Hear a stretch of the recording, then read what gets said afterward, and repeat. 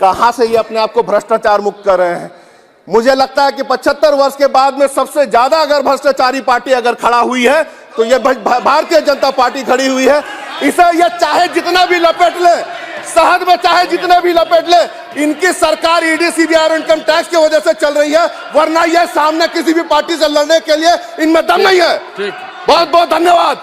नोटबंदी पे ये लोग कुछ बोलेंगे नहीं, लेकिन जो इकोनॉमी को सेटबैक, कहिए कि कोरोना तो एक नेचुरल पैंडेमिक था, लेकिन नोटबंदी, 2 बार नोटबंदी इस सरकार के द्वारा दी गई इस देश को सोची समझी पैंडेमिक थी।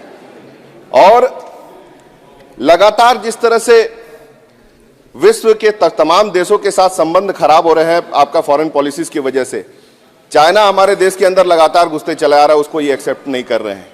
फेलियर्स पे फेलियर्स है, लेकिन एक्सेप्ट करने की कोई इनको इच्छा नहीं है। ईडी का जो मिसयूज है, एक श्वेत पत्र उस पर भी होना चाहिए। और मैं कहना चाहूंगा, executive, ED, CBI, income tax का जो मिसयूज, ये अपने आप को कहते हैं कि भाई हम भ्रष्टाचार नहीं करते हैं, इनसे बड़ा भ्रष्टाचारी कोई नहीं हो सकता है। Executive, income tax, CBI, ED का इन लोगों ने मिसयूज किया है।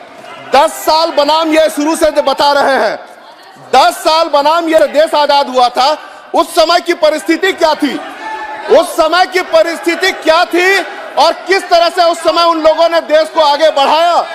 और आज जब ये अच्छे स्थिति में इन्हें देश मिला, ये गर्त में ले जाने का काम किए हैं, ये गर्त में ले जाने का काम किए हैं, इनको स्वीकारना पड़ेगा।